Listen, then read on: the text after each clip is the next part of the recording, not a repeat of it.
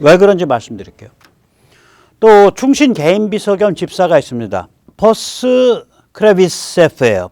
포스 크레비세프. 이 부인이 이뻐요. 이뻐서 그러니까 그 아이가 둘인데 그 딸만 둘인데 첫째 딸은 첫째 결혼해서 변호사 사이에 낳고 이제 두 번째 결혼이 이 포스 크레비세프랑 같이 결혼을 한 거예요. 그래서 이게 브로니슬라바 포스 크레비셰바라는 여자인데 저 이제 라트비아 유대인일 거예요. 그러니까 집안이 좀 살고 이 여자 직업은 의사예요. 지식인이죠. 그 오빠도 의사인가 돼요. 이게 이제 직업이 살고 상류층이니까 1930년대 중반에 파리를 갔다가 지인의 소개로 트로츠키를 만난 거야. 스탈린의 정적. 이제 도망 나와서 스탈린이 극도로 미워한. 그래서 귀국을 했는데 그것 때문에 오빠가 체포를 당해서 죽임을 당하는 상황에 이르는 거예요. 그래서 그 당시에 비밀 경찰 총책인 그 악명 높은 베리아를 찾아가 이 여자가 1939년에 오빠 구명운동 하려고.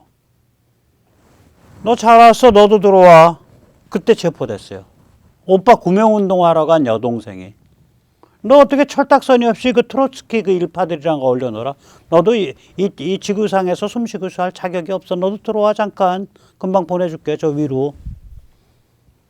그래서 41년에 이쁜 여자가 저렇게 처형된 거예요. 지금 저거 그림 사진 보세요. 가운데 앉아 있는 게 스탈린이에요.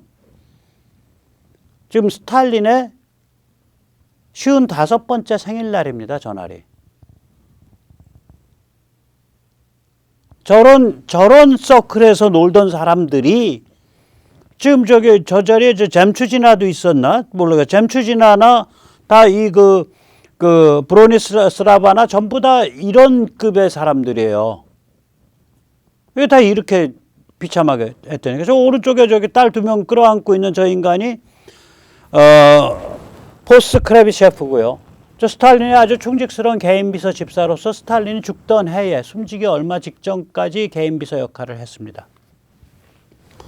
이 악마대왕 스탈린의 이제 아주 악마스러운 작품이 또 있죠. 이게 실험실을 이렇게 많이 만들었습니다. 이게 노동수용소인데요. 노동수용소가 그냥 감옥이라고 생각하시면 큰 착각입니다. 스탈린의 노동수용소를 굉장히 깊게 연구하고 들여다본 사람이에요. 저걸 만드는 사람이고요. 이 사람이 뭘 연구를 했냐면은 뭐 요즘 용어로 하면은 음식을 몇 칼로리 제공하니까 노동력의 질이 어떻게 달라지더라요. 노동의 질이. 그러니까 굶겨서 죽여보기도 하고 좀 잘 먹어보기도 하고 또 굶겨 죽여보기도 하고. 전국 모든 노동소가 하나하나 또 기후 조건 이런 거 다 따져서 계산하고 그거 계산하는 걸 좋아했어요. 여기에 비하면 시진핑은 뭐 대약진이나 문역을 할 깡다구가 없죠. 시진핑의 숙청은 이런 식의 그러니까 스탈린은 1936년 숙청이 뭐 나쁘게 말하면 정신병적으로 야 우리 러시아 안에 지금 나치 간첩 잔뜩 들어와 있어 이거고 좋게 말하자면 이제 공산주의 사회를 이제 농촌까지 집단 농장화해서 안정시켰으니까 첫 세대는 이제 날려버려야 돼. 이제 새술은 새 부대에 담아야 돼. 이 생각이었을 거예요. 거기에 반해서 시진핑 숙청은 밥그릇 싸움입니다. 완전히 밥그릇 싸움이에요. 저 상해방, 공천당, 저 족보도 없는 것들, 지들이 언제부터라고 우리 타자당과 이 타자당을 따르고 인민해방군을 따르는 이 세력이 역시 끌고 가야지 이거예요. 좀 다릅니다. 많이 다릅니다. 거기다가 이제 이 스탈린은 강철 체력이고 워싱턴과 뉴욕과 헐리우드의 역할을 다 했죠. 워싱턴의 역할은 뭐냐면 그러니까 정부 주도, 당 주도, 정부와 당을 관리하고 뉴욕의 역할은 뭐냐? 경제를 다 관리를 했어요. 헐리우드의 역할은 뭐냐? 믿거나 말거나 문화혁명이라는 말을 제일 먼저 만든 거는 스탈린이고요. 그 문화혁명을 위한 여러 가지의 영화와 기타 등등을 제일 열심히 만든 거는 히틀러와 스탈린인데 오히려 스탈린이 더 먼저예요. 그러니까 사람들을 문화적 힘으로 세뇌하는 것을 굉장히 노력을 많이 했어요. 저 사람이. 그래서 저 사람은 절대 집중, 절대 근면, 절대 화두입니다. 그때 화두는 어떻게 이 땅에 악마의 제국을 만들 수 있냐, 지옥을 만들 수 있냐. 여기에 완전히 집중되어 있는 사람이에요. 그래서 이 사람의 기본적인 화두는 뭐냐면 모든 인간이 노예가 되는 체제를 어떻게 만들 수 있냐예요. 그것이 인간의 완성형이에요.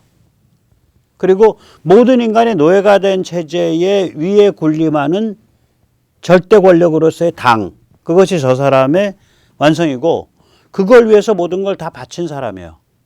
예를 들어서 스탈린 사후에 뭐 스탈린이 예를 들어 스위스의 비밀금고 갖고 있었다 이런 얘기 없거든요. 저 사람 부인은 자살해버렸어요. 1932년에 그 우울증 시달리다가 이쁘게 생긴 여자죠. 그 자살했고요. 자살을 했더니 스탈린이 총으로 쏴 죽였을 수도 있어요. 왜 그러냐면 그 죽은 날 밤 늦은 저녁에 스탈린이랑 여러 사람이 보는 앞에서 스탈린의 그 자존심을 굉장히 그 건드리는 예를 들면 스탈린이 뭐 그때 이제 마지막에 있었던 사건이 거거든요. 이제 뭐 해서 이제 그 뭐 우리 근로대중과 소련의 뭐 영원한 승리를 위하여 하는데 우울증 걸렸으니까 반응이 없잖아. 그냥 이렇게 하고 있으니까 스탈린이 저기 뭐 그 귤껍질을 던졌다고요. 아이 사람아 같이 하자니까.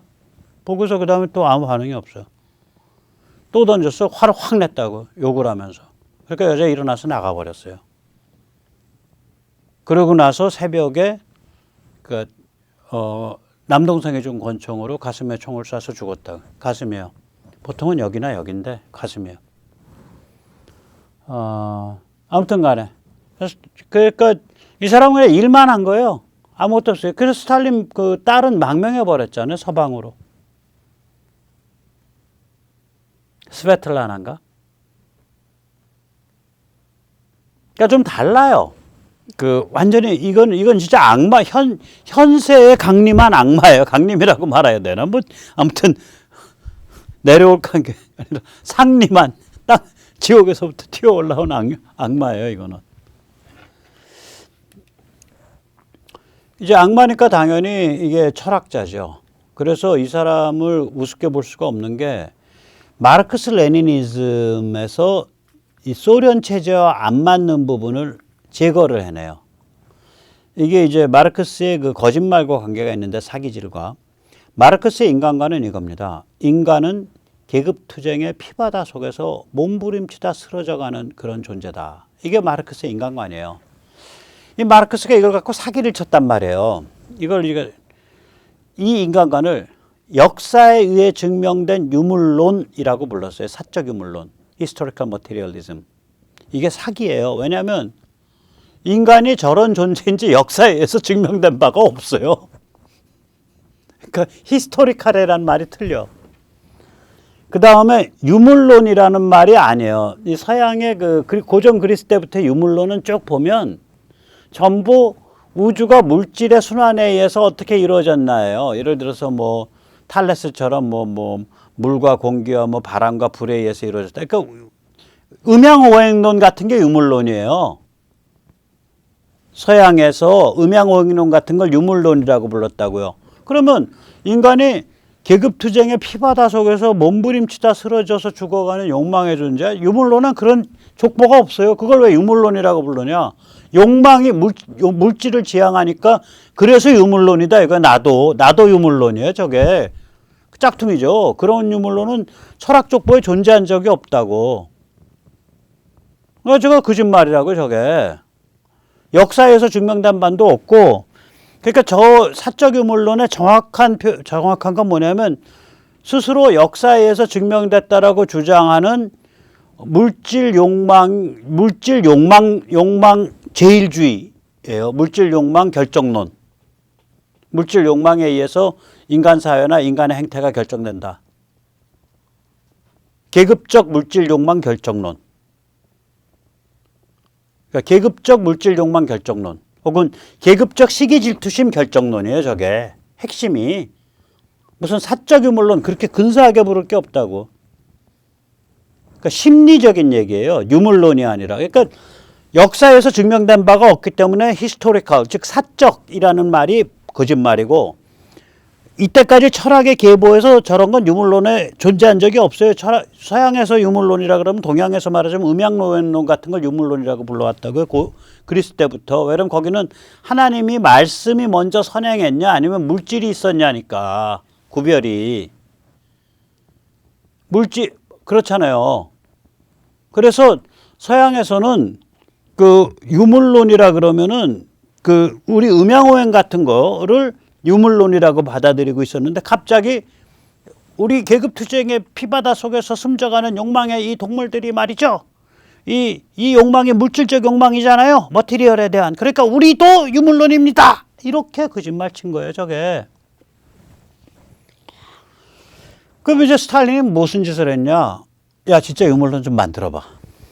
그러니까 이제 그 밑에 똑똑한 놈들이 이제 모여갖고 이제 이데올로그들이 대립물은 서로 동일합니다. 대립물은 서로 통일돼 있습니다. 예, 양질은 서로 바뀝니다. 질이 양이 되고 양이 질이 되고 양질이 상호 전환합니다. 웅얼. 우리 성리학 하는 사람들 말하는 거 보면 저렇게 웅얼대거든요. 똑같아. 웅얼. 그래서 아마 성리학이 쓰였던 대구 경북 지역에 우리나라 빨갱이의 두 번째 본산이 있는 거 아닌가? 그렇게 생각을 합니다. 첫 번째 본산은 엄청난 숫자의 사람들이 일본 오사카로 가서 오사카 일대 일본 공산당으로부터 아주 진수를 제대로 받은 첫 번째 본산지는 제가 존경하는 제주도고요. 두 번째 본산지는 제가 존경하는 성리학의 뿌리가 강한 대구 경북이라고 생각을 합니다. 똑같아요. 웅얼. 저 뭔 소리 하는지 모르겠어. 읽어보면 알 것 같기도 하고 모를 것 같기도 하고. 대립물의 동일성이라는 건 뭐냐면요. 남자와 여자 두 개의 대립물이 두 개는 대립물이지만 실은 둘은 까보면은 같은 동일한 뭔가를 갖고 있다. 뭐 그럴 수 있지. 그러니까 뭐 무한전도도 하고 성전환도 하는 거겠지. 그다음에 남자 여자 대립물이지만 둘은 사실은 통일돼 있다. 하나로 엮여 있다. 그러니까 identity of the opposites, 그다음에 unity of the opposites 그러거든요. 이거를. 제가 하도 몰라가지고 어렸을 때 저거 공부하려고 영어로 다 원서를 읽어봤다니까. 근데 다 개판이야. 저거 하느니 성리학 하는 게 훨씬 나아요. 혹은 명리학을 해서 명리학하면 그래도 밥줄이 생기잖아요. 이렇게 남의 이렇게 관상도 봐주고 사주도 봐주고. 저거 훨씬 나아요. 진짜로 농담이 아니라. 근데 저걸 왜 했냐? 이거 이제 이렇게 해놓고서 이게 우주와 세계와 인간과 사회를 역사를 다 설명하는 거다. 그래서 여기 이름을 큰살게 붙였어. 이제 우리 악마대왕 스탈린께서 변증법적 유물론, dialectical materialism. 그러니까 변증법적 유물론이라는 용어 자체는 스탈린 이전엔 널리 쓰인 용어가 아니에요. 스탈린 때 저걸 했어요. 이게 제가 오늘 이쪽 그 히스토리를 많이 말씀을 드리네요. 역사를. 예. 자, 그래서 뭐냐면 스탈린 행위에 이게 스탈린 왜 이 짓을 이렇게 공을 들여서 했어? 이게 이런 자가 뭘 할 때는 공을 들여서 한 건 이유가 있는 거예요. 굉장히 똑똑한 악마거든. 이 막스 레니니즘 중에 소련에 도움이 안 되는 분야가 있다라고 본 거예요. 그게 뭐냐면 마르크스 레니니즘 안을 까면 여기에 정신과 지식과 의지가 강조가 되는 부분이 있어요. 지식인은 역사의 기관차다. 지식인이 나서가지고 프롤레타리아트 혁명을 이끌어야 된다. 잠깐만 생각을 해보세요. 정신과 의지를 다 말살을 시키려면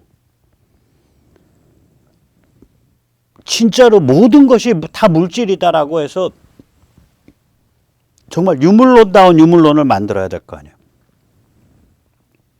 마르크스의 저 계급적 시기질투심 결정론 말고 계급적 시기질투심 결정론이 마르크스가 말한 사적 유물론이에요. 그거 말고 뭔가 정말 근사한 유물론적인 우주를 다 설명하고 이걸 만들어야 될 거 아니에요. 그래야 야, 너 그 뭐 시기질투심 그런 거 생각할 때 아니야 지금. 그거 생각하지 마. 그건 다 지나간 얘기고 뭐 그런 거를 어떻게 불지를 거냐, 어떻게 조직화할 거냐 그런 심리학적인 거 많이 파고들지 말고 왜 내가 그러한 혁명에 나서야 되냐 뭐 이런 그 의식적인 거 그런 그 정신과 의지에 관한 그거 파고들 필요 없어. 다 우주와 이게 다 이렇게 웅얼 이 웅얼거리는 이 이치에 의해서 돌아가는 거야. 이렇게 하는 거예요. 이게 뭐냐면은 인간을 노예로 만들기 위한 포괄적 우주관, 세계관을 완성시키고자 한 거예요. 그러니까 저거에 문제가 있다, 약점이 있다라고 냄새를 맡을 만큼 악마 대왕다운 철학적 감각이 있는 거예요. 대단한 겁니다. 제가 보면 저 스탈린 정말 악마 대왕 할 만한데 저 인간, 그 생각이 들어요. 인간도 아니지 악마지. 아, 저게 약점이라고 생각한 거예요.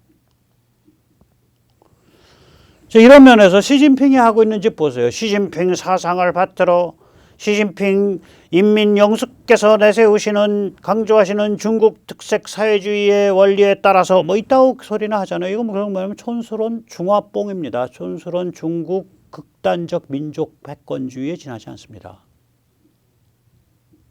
여기에 비하면 스케일이 달라.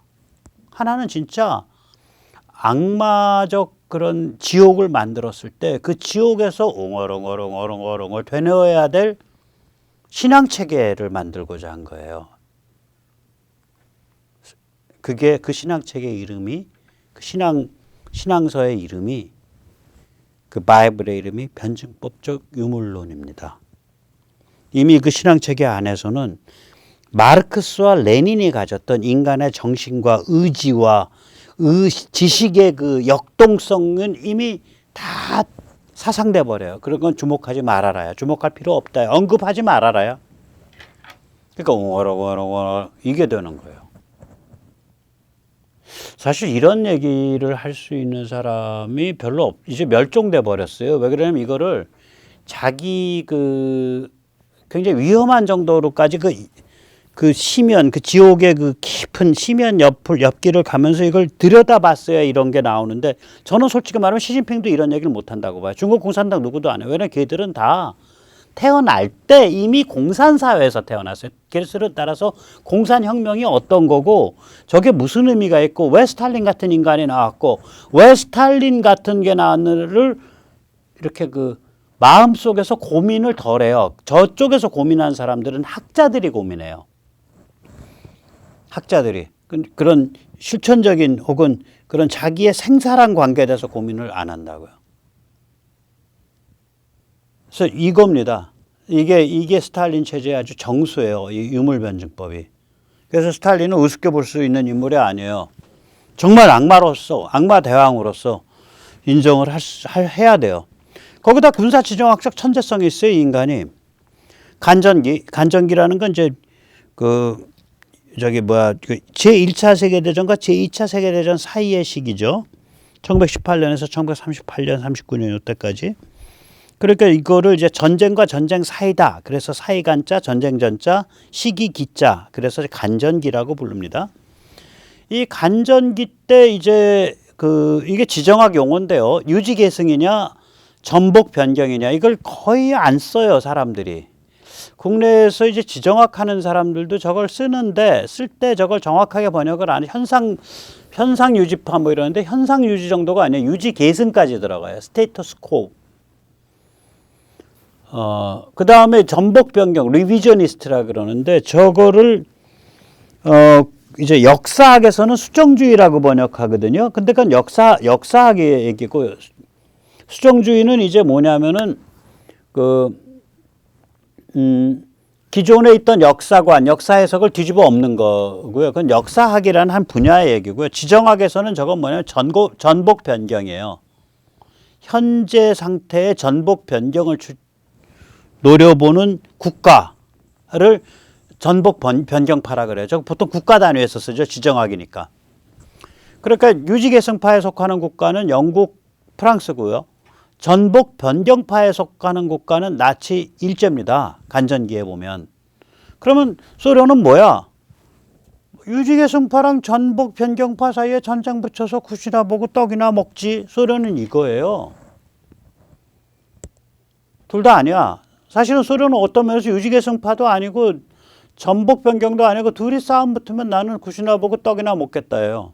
굉장히 기회주의적이면서도 굉장히 영악한 군사지정학적 관점을 갖고 있었어요. 저걸 딱 1939년에 대박을 치죠.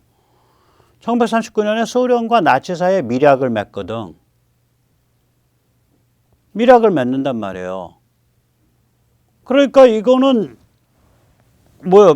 그리고 나서 그 밀약에 의해서 나치가 제2차 세계대전을 일으키잖아. 나치가 전복변경파가 그 밀약의 바탕에서 유지계승파랑 전쟁을 일으키잖아. 그 둘 사이에 전쟁 붙인 거 아니야. 대박 친 거죠. 이 밀약을 맺고 나서 전쟁이 날 때까지 한 3개월 시간이 있어요. 밀약이 6월인가 7월에 맺어졌고 전쟁은 9월에 터지거든요. 그러니까 이제 그 공산주의자들이 알게 되잖아요. 소련 내에서. 아니 지금 저기 뭐야 그 수령동무 왜 그런 짓을 했냐. 쟤들 우리 보고 맨날 뭐라 그런 놈들이냐. 우리 슬라브는 유대인과 함께 멸종시켜버려야 될 놈들이라 그러고 우리가 이렇게 신앙으로 따르고 있는 이 공산주의에 대해서 이건 유대인의 세계 정복 음모라고 얘기하는 놈들 아니냐. 그런 놈들이랑 어떻게 밀약을 맺을 수 있냐. 당신 제정신이냐 해서 다 들고 일어났어요. 그때 내부적으로. 근데 스탈린이 씩 웃으면서 이 사람들아 그거 방정맞게 설치지 말고 좀 두고 봐. 두고 보라니까. 3개월에 전쟁 퍽 터지니까 이야 우리 수령님 최고네. 저 통찰과 저 해안과 저 지혜를 누가 따라가려. 이렇게 되는 거예요. 저게. 냉전과 6.25 때도 똑같습니다. 참 재밌는 게요. 소련 그 공개됐다는 문서 저는 안 봤어요. 뭐 러시아어 할지도 모르고. 그거 본 사람마다 하는 말이 야, 그 문서 보니까 뭐 한국 학자도 그러고 미국 학자들도 그래요. 6.25의 주범은 김일성이야. 문서에 남긴 기록을 보니까 김일성이가 스탈린을 만나가지고 제발 남침 도와주십시오. 남침 도와주시기만 하면 제가 한반도 전체를 적화시킬 수 있습니다. 바짓가랑이를 붙잡고 물고 그 옆에 다른 바짓가랑이는 또 박헌영이가 붙잡고 울고 그래서 김박 듀오에 의해서 스탈린의 바지가 내려가서 엉덩이가 홀랑 까졌다는 거 아니겠어? 이런 말들을 해요. 제 식으로 표현하면. 저는 저 사람들 그런 말 하는 사람한테 되게 미안한데 당신 빨갱이 운동 얼마나 해봤어? 당신 빨갱이 운동하면서 괴물 만나본 적 있어? 당신 빨갱이 운동하다가 고문당하는 방에 들어가서 변호사 접견 없이 영장 없이 임의동행이라고 해서 60일 정도 취조받는 거 몇 번이나 겪어봤어? 할 말이 없죠. 학자니까. 제 자랑하려고 하는 게 아니라 당신 그 세계를 몰라서 그래. 진짜 충신은 그거 좀 더 생각해봐 이 사람아. 아이, 그거 좀 더 생각해보니까 진짜 그래도 되겠어. 보스가 이렇게 말을 할 때 이거 해야 됩니다. 해야 됩니다. 해야 됩니다라고 보스의 복심에 들어있는 말을 지 입에서 꺼내주는 놈이 진짜 이건 거예요. 그런 게임이 펼쳐지는 동네 저기가. 따라서 기록에는 전부 김일성이가 떠든 걸로 돼 있죠. 저 멍청한 놈이요. 소련군 88 국제여단 대위 출신이고 아무것도 아닌 놈이 세계를 주물럭거리는 스탈린 앞에 가서 전쟁을 벌이겠다고 떠들어? 큐를 받은 거예요. 스탈린의 신복들로부터 야 그번에 가서 그 얘기해. 괜찮아. 그 얘기해. 네가 해도 돼. 그러니까 몸다른 주범 김일성이가 딱 그림에 만들어져. 그 다음에 덤택이 쓰는 종범 모택동이도 만들어져. 저니까 푸틴이 바보라니까. 아니 지금 전쟁을 벌이다가 전쟁을 자기가 벌이는 게 아니라 벨라루스를 시켜서 벌여야지. 김일성을 만들어야지. 그러다 벨라루스가 밀리면은 뛰어들 뭐 예를 들면 그거 누가 뛰어들면 좋나? 벨라루스가 밀리면 누가 뛰어들 수 있나? 뛰어들 놈이 없네 별로. 이란을 시키려나? 이란을 시켜야 되나? 뛰어들 놈 하나 또 옆에 만들어 놔야지.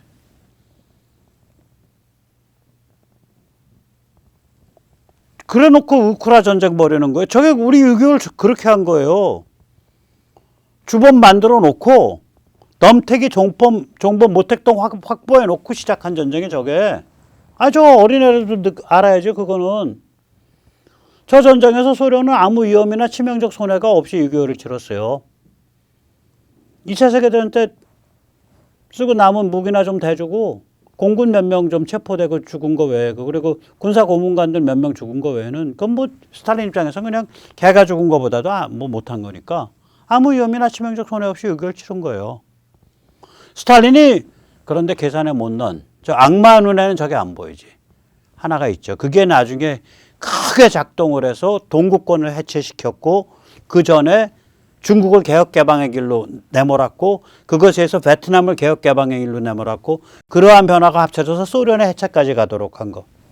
대한민국. 한국인이 형성된 거죠. 전쟁에서.